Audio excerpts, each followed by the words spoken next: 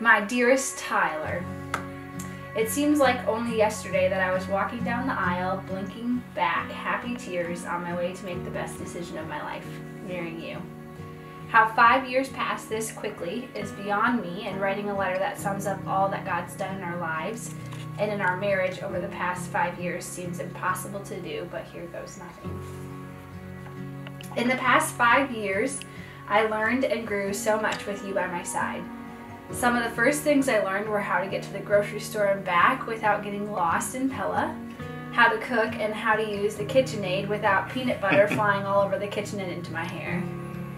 In that first 2-bedroom apartment, we learned how to fight more fairly, how to blow through a TV series on Netflix, and how to navigate life together as husband and wife. That first year brought about some of the biggest challenges we've faced thus far, but through it all, we clung to each other and to our faith, reminding ourselves that God is faithful and provides for all our needs. Then in May, just a couple months before our first anniversary, we bought this home. And it's inside these walls that some of our favorite memories have taken place. We fellowshiped with friends and family here. We learned how to better care for our bodies and how to make healthier choices. We gardened and also consumed an abundance of fresh salsa. You dug 2 holes to Timbuktu. Okay, they were just for egress windows, but still, it was an epic display of your strength, determination, perseverance, and Dutchness. You made the patio magical with the addition of globe lights at my request. And most recently, we've transformed this ugly golden brown exterior to better reflect our style, and my dream of owning a home with a blue door is finally a reality.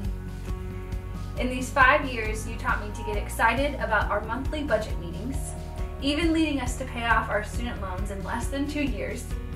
We found a church to call home and have put down roots there through helping with middle school youth group, serving on the financial committee, teaching financial peace, and singing on praise team.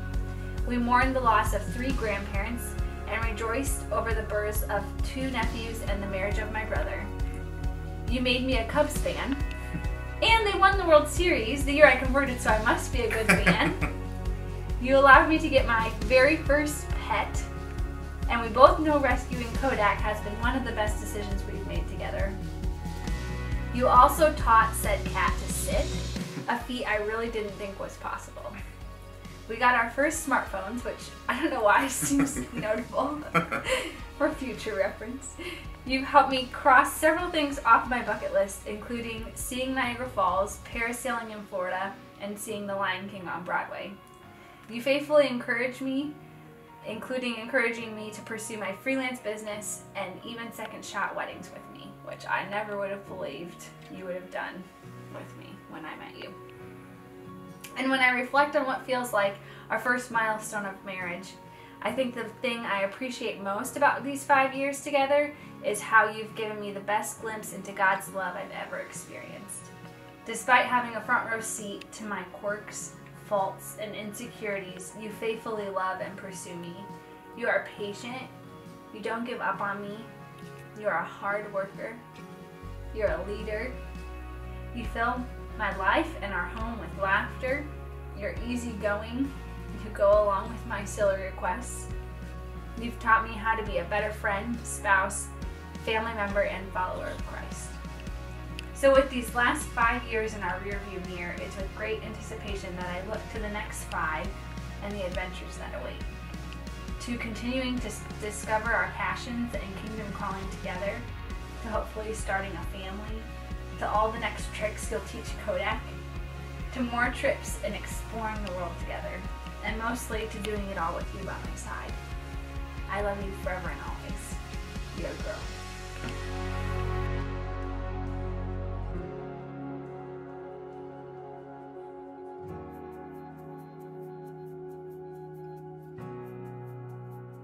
Dear Lindsay, these last 5 years have been memorable for so many different reasons. Because of the places we've seen, the things we've done, the emotions we've felt, and the experiences we've shared. I don't think either of us had any idea what this thing called marriage would be, but I'm glad that I have and will continue to get to learn with you. It has been fun to see you grow in your roles as a wife, friend, co-worker, business owner, and so many other hats that you wear.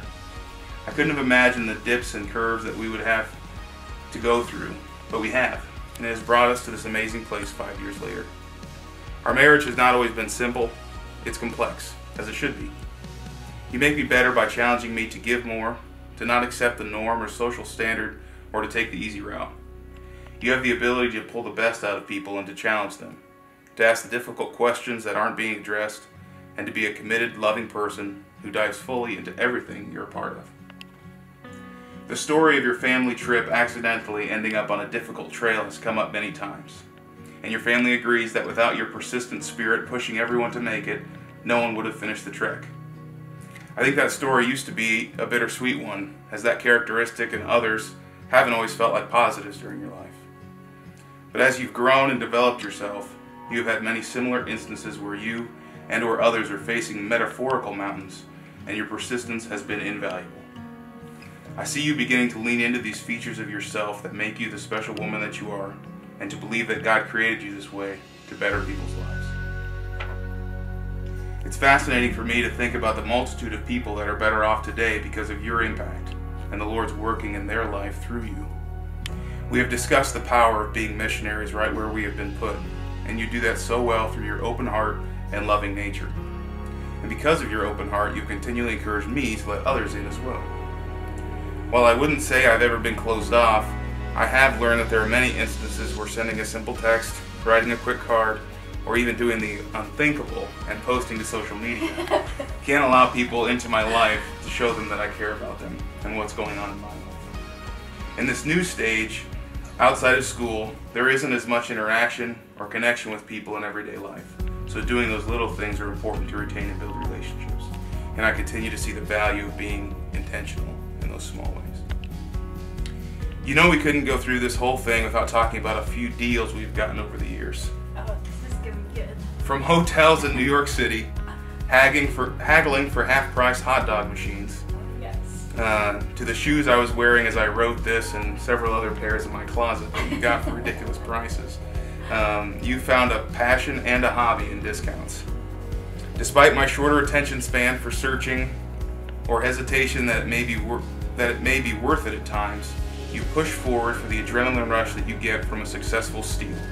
And yes, I said steal and not deal, because at least a few of them have had to be legal. No store intends to give you money for buying things and walking out with them from the store. Buying things. Over the last 5 years, I've learned more about what it means to lead. It hasn't happened in ways that I expected or ways that I typically have led in my life. I've needed to be more verbal, decisive, and assertive, and a person in personal and work life, allowing me to create a safe and secure place, our marriage, for you to rely on.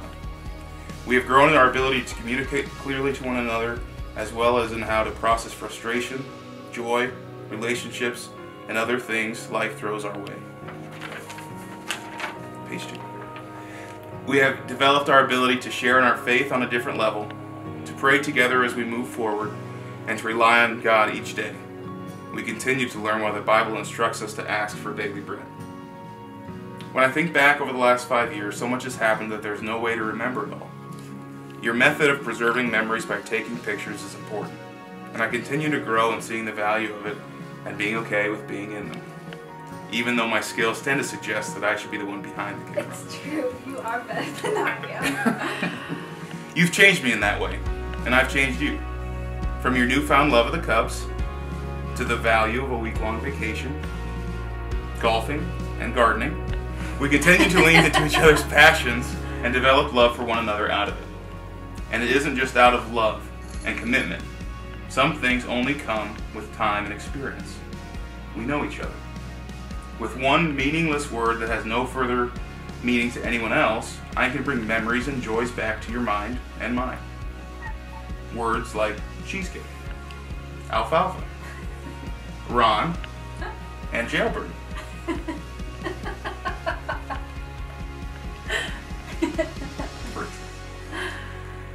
It's my hope that 5 years down the road, we have more memories and one-word triggers to share. When this officially becomes a tradition on our 10th anniversary and 3rd video, we can look back with good and hard memories. We need to keep going through the hard times in order to grow, but I hope there's a lot of good along the way too.